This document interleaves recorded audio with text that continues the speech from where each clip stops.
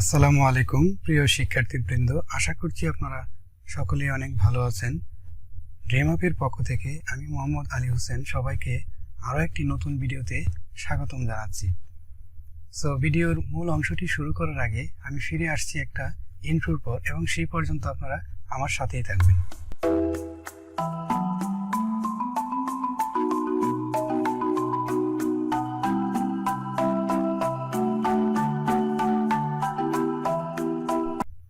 Welcome back. আবারও সকলকেই স্বাগতম জানাচ্ছি আজকের ভিডিওতে। আজকের ভিডিওটি প্রনাউন রিলেটেড ভিডিও হতে চলেছে, এবং প্রনাউন রিলেটেড যে এররগুলো বিভিন্ন চাকরি পরীক্ষায় কিংবা অ্যাডমিশন টেস্টে আসে সেগুলো আমরা কিভাবে চিহ্নিত করব এবং সঠিকভাবে উত্তর করব সেগুলো নিয়ে আজকে ভিডিওটি আলোচনা করব। সো চলুন ভিডিওটি দীর্ঘায়িত না করে শুরু করি।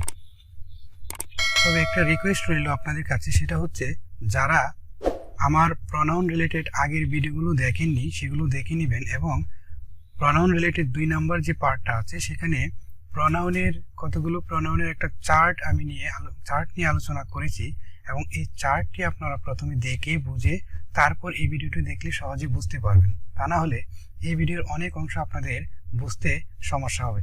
তাই আপনাদের প্রতি আবারও রিকোয়েস্ট করছি, আগের ভিডিওগুলো অবশ্যই আমার চ্যানেল থেকে গিয়ে দেখে নেবেন।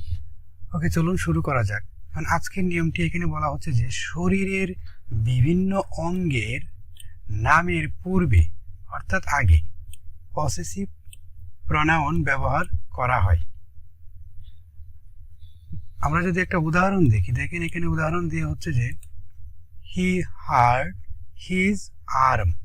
দেখেন তো এই আর্ম হচ্ছে কি একটা অঙ্গের নাম, মানে আর্ম মানে হচ্ছে বাহু, মানে আমার বডির একটা অঙ্গ।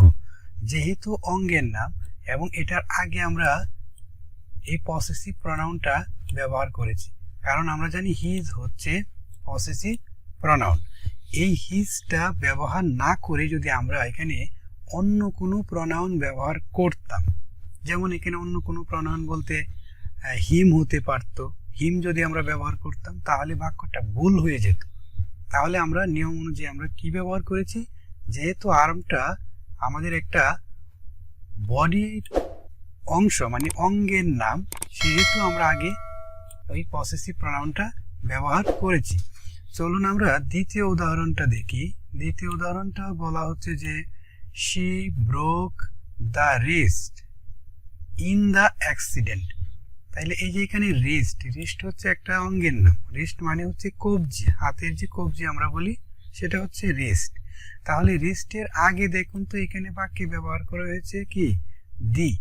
যেহেতু দি ব্যবহার করা হয়েছে এই কারণে এই বাক্যটা কি ভুল, কারণ আমরা জানি যে বিভিন্ন অঙ্গের নামের আগে কি ব্যবহার করতে হয়, পসেসিভ প্রনাউন ব্যবহার করতে হয়। তাহলে আমরা পসেসিভ প্রনাউন কি ব্যবহার করব দেখুন তো। তাহলে সঠিক বাক্য কোনটা হবে, তাহলে হবে শি ব্রোক। এই দি যেখানে ব্যবহার করেছিলাম সেখানে আমরা ব্যবহার করবো হার, কারণ হারটা হচ্ছে এই শি যেটা ওইটার পসেসিভ প্রনাউন। ওকে, এখানে শি যেটা ওইটার পসেসিভ প্রনাউন হচ্ছে হার রিস্ট ইন দ্য অ্যাক্সিডেন্ট, তখন এই বাক্যটা হয়ে যাবে সঠিক। যেমন আরেকটা আমরা উদাহরণ যদি দেখি, বলা হচ্ছে যে his arms are so long. দেখুন এখানে আর্মস হচ্ছে কি অঙ্গের নাম মানে বাহুগুলো, আর এই আর্মসের আগে আমরা এখানে ব্যবহার করেছি কি হিজ। তাহলে এই যে হিজটা কোন ধরনের প্রনাউন, হিজটা হচ্ছে পসেসিভ প্রনাউন। যেহেতু পসেসিভ প্রনাউন আমরা অঙ্গের নামের পূর্বে ব্যবহার করেছি সেহেতু এই বাক্যটা কি সঠিক। এখন এই হিজের জায়গায় যদি আমরা এই দি ব্যবহার করতাম, এই দিটা ব্যবহার করতাম, তখন বাক্যটা ভুল হয়ে যেত। মানে আমি যদি এরকম ভাবে লিখতাম যে the arms are so long, তখন বাক্যটা কিন্তু ভুল হবে, কারণ অঙ্গের নাম যেহেতু আমরা এটার আগে অবশ্যই কি ব্যবহার করব, পসেসিভ প্রনাউন ব্যবহার করব। আশা করছি ভিডিওটি আপনারা বুঝতে পেরেছেন। যদি কোথাও বুঝতে সমস্যা হয় অবশ্যই এই ভিডিওর কমেন্ট সেকশনে জানাবেন, এবং আপনাদের সমস্যাগুলো নিয়ে পরবর্তী ভিডিও তৈরি করব। আজকের ভিডিওটি এই পর্যন্তই থাকবে, এবং পরবর্তী ভিডিওটি দেখার আমন্ত্রণ জানিয়ে আজকের মতো এখানেই শেষ করছি। খোদা হাফেজ।